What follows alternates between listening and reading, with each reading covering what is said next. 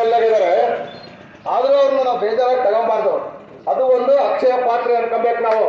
28 serial ಅದು ನಮ್ದು ಅಕ್ಷಯ ಪಾತ್ರೆ, ಅದು ಭಿಕ್ಷಾ ಪಾತ್ರೆ ಆಗ್ಬಾರ್ದು ಅನ್ನೋ ಒಂದು ಸ್ವಭಾವ ಪ್ರತಿಯೊಬ್ಬ ಮತದಾರನನ್ನು ಗಮನಕ್ಕೆ ಬರಬೇಕು.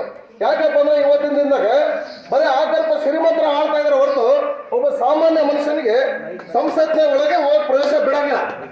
ಅದನ್ನ ಎಲ್ಲರೂ ಅನುಭವ ಮಾಡ್ಕೊಂಡ್ರೆ. ಯಾಕಪ್ಪ ಅಂದ್ರೆ ಈಗ ಇದೇ ಎಬ್ಬಿಸಿದಲ್ಲ ಎಷ್ಟು 10 ವರ್ಷ ಅವ್ರು ಆಳಿದ್ರು, 15 ವರ್ಷ ಅವ್ರ ಅಪ್ಪಾಜಿ ಆಳಿದ್ರು. ಆದ್ರೂ ಇವತ್ತು ನಮ್ಮ ಜಗಳೂರು ತಾಲೂಕಿಗೆ ಯಾವುದೋ ಒಂದು ಕಿಂಚಿತ್ತು ಬಿಡುಗಾಸೆಯನ್ನು ಕೊಟ್ಟಿಲ್ಲ ಅವರು. ಯಾವುದೇ ಒಂದು ಶಾಲೆ ಆಗಲಿ, ಯಾವುದೇ ಒಂದು ಸರ್ಕಾರದ ಒಂದು ಉಪಯೋಗಕರಣ 28 ಇಲಾಖೆ ಒಳಗೆ 1 ರೂಪಾಯಿ ನಮಗೆ ಸಿಕ್ಕಿಲ್ಲ. ಸುಮ್ಮನೆ ಅವ್ರು ಬರೋ ಜನರಲ್ ಅಂತ ಒಂದೇ ಸೀಟ್ ಇಟ್ಕೊಂಡು ಬರ್ತಾ ಬಾರಿಸಿ ಕಚ್ಕೊಂಡ್ಬಿಡ್ತಾರೆ. ಇವತ್ತು ನಮ್ಮ ಜನ ಎಲ್ಲ ಬುದ್ಧಿವಂತರಾಗಬೇಕು, ಎಚ್ಚೆತ್ಕೋಬೇಕು. ಈ ಸಾರ್ವತ್ರಿಕ ಚುನಾವಣೆ ಬಗ್ಗಿಸ್ ಪಡಿಬೇಕಪ್ಪ ಅಂದ್ರೆ ಇಂಥ ಒಬ್ಬ ವ್ಯಕ್ತಿ ಅಂತಂದ್ರೆ ನಮ್ಮ ನಾಡು, ನಮ್ಮ ಜನ ಎಲ್ಲರೂ ಸುಖವಾಗಿರ್ತಾರೆ ಅನ್ನೋದನ್ನ ನಾನು ಹೇಳಕ್ ಇಷ್ಟಪಡ್ತೇನೆ. ಒಂದು ಯಾಕಪ್ಪ ಅಂದ್ರೆ ಶಂಕರಪ್ಪ ಮಗ ಆಗಿರ್ಲಿ, ಸಿದ್ದೇಶ್ವರರಾಗಿರ್ಲಿ, ಬರೀ ದೊಡ್ಡವರು ಆಗ್ತಾ ಬಂದಿದ್ದಾರೆ. 45 ವರ್ಷ 50 ವರ್ಷದಿಂದ ತಿಪ್ಪಾರೆಡ್ಡಿಯಲ್ಲಿ ಕಾಲದಲ್ಲಿ ನೋಡ್ತಾ ಇದೀವಿ. ರಾಜಕೀಯ ಚೇಂಜ್ ಮಾಡೋ ವ್ಯಕ್ತಿಗಳು ಹುಟ್ಟಾ ಇಲ್ಲ, ಯುವ ಶಕ್ತಿಗಳು ಮುಂದೆ ಬರ್ತಾ ಇಲ್ಲ. ಇದು ಒಂದು ದೊಡ್ಡ ಸಂಗತಿ. ಎಲ್ಲರೂ ಬರೀ ದೊಡ್ಡ ಮಾಡ್ಕೊಂಡು ಹೋದ್ರೆ ಈ ಸಣ್ಣರು ಯಾರು ಮಾಡ್ಬೇಕು? ಫಸ್ಟ್ ಆಫ್ ಆಲ್ ಅಲ್ಲಿ ಬರ್ರಿ, ಅಲ್ಲಿ ಬಂದು 28 ಸೀರಿಯಲ್ ಇರ್ತಕ್ಕಂಥ ನಮ್ಮ ವಿನಯ್ ಕುಮಾರ್ ಸರ್ಗೆ ಸಿಲಿಂಡರ್ ಗುರ್ತಿಗೆ ನಿಮ್ಮ ಅತ್ಯಮೂಲ್ಯ ಅಂದ್ರೆ 1 ಕೋಟಿ ರೂಪಾಯಿ ಬೆಲೆ ಬಾಳಂತ ಒಂದು ಓಟ್, ಅದು 1 ಕೋಟಿ ರೂಪಾಯಿ. ಆ ಓಟಿನ ಮಹತ್ವ ನೀವು ಬರೀ 2 ಚಾಯ್ಸ್ಗೆ, 2 BP-ಗೆ, 100 ರೂಪಾಯಿಗೆ, 200 ರೂಪಾಯಿಗೆ ಅವರಿಂದ ಅಗಲೆಲ್ಲ ಹೋಗಿ ತಿರ್ಗೋದು. 1 ಕೋಟಿ ರೂಪಾಯಿ ಮತ, ಒಂದು ಮತ. ಆ 1 ಕೋಟಿ ರೂಪಾಯಿ ಮತನ ನಾವು ಕಳ್ಕೊಬಾರ್ದು. ನಾವು ಪ್ರಜ್ಞಾಶೀಲರಾಗಬೇಕು, ನಾವು ಪ್ರಬುದ್ಧರಾಗಬೇಕು.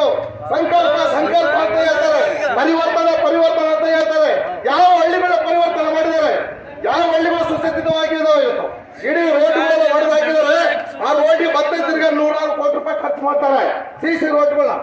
ಇವರು ಅಕ್ರಮದ ಸತ್ತದು ನಮ್ಮ ಸಾರ್ವಜನಿಕರ ಸತ್ತು ಹಣ ಅಂದ್ರೆ ಎಲ್ಲ ಯೋಚನೆ ಮಾಡಿ ಇದು ಒಬ್ಬ ವ್ಯಕ್ತಿನ ನಾವು ಗೆಲ್ಲಿಸಿಕೊಂಡು ಅಂದ್ರೆ ಮುಂದೆ ನಮ್ಮ ಜಿಲ್ಲೆ ಅಭಿವೃದ್ಧಿ ಪಥಕ್ಕೆ ಹೋಗ್ತದೆ.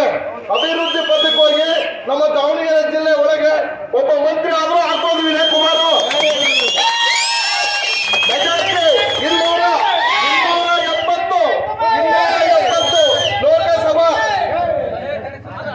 270 ಲೋಕಸಭಾ ಸೀಟು ಮೆಜಾರಿಟಿ ಬಂತಂದ್ರೆ ನಮ್ಮ ಅಣ್ಣ ವಿನಯ್ ಕುಮಾರ್ ಪವರ್ಫುಲ್ ಮಿನಿಸ್ಟರ್ ಆಗ್ತಾರೆ.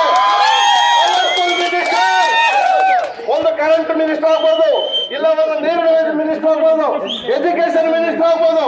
ನಮ್ಮ ಅದೃಷ್ಟ, ನಮ್ಮ ಜಯ, ನಮಗಂತ ಯೋಗ್ಯತೆ ಆಯ್ಕೆ ಮಾಡಿ ವಿನಯ್ ಕುಮಾರ್ ಗೆಲ್ಲಿಸಬೇಕಂತ ನಾನು ಗ್ರಾಮದಲ್ಲಿ ಕಳಕಳಿಯಿಂದ ಬೇಡಿಕೊಳ್ಳುತ್ತಿದ್ದೇನೆ. ಬಿಜೆಪಿ ಲೀಡರ್ಗಳು ಗ್ರಾಮಕ್ಕೆ ಉತ್ತರ ಮಾಡ್ತಾರೆ, ಇಡೀ ಹಳ್ಳಿ ಉತ್ತರ ಮಾಡಬೇಕು. ಇದೇ ಕಾಂಗ್ರೆಸ್ ಆಗಿರ್ಲಿ 5 ಗ್ಯಾರಂಟಿ ಕೊಡಿದ್ದಾರೆ, ಹೆಣ್ಮಕ್ಳು ಮಾಡ್ತಾರೆ, ಗ್ಯಾರಂಟಿ ಕೊಡಿದ್ದಾರೆ ಅಂತ ಹೇಳ್ತಾರೆ, ಹೋಗ್ತಾರೆ, ಓಟ್ ಕಾಂಗ್ರೆಸ್ಗೆ ಹಾಕ್ತಾರೆ. ನಾಳೆ ನಮ್ಮ ಓಟನ್ನು ಮಾಡ್ಕೋಬಾರ್ದು, ನಾಳೆ ನಮ್ಮ ಓಟನ್ನು ಖರೀದಿ ಮಾಡ್ಕೋಬಾರ್ದು. ಫಸ್ಟ್ ಆಫ್ ಆಲ್ ಬುದ್ಧಿವಂತರಾಗ್ರಿ, ನಾಗರಿಕರಾಗ್ರಿ, ಸುಸಂಸ್ಕೃತರಾಗ್ರಿ. ಇಷ್ಟನ್ನು ಹೇಳ್ತಾ ಬುದ್ಧಿವಂತಿಕೆಯಿಂದ ಬದುಕ್ರಿ ಅಂತ ಹೇಳ್ತಾರೆ.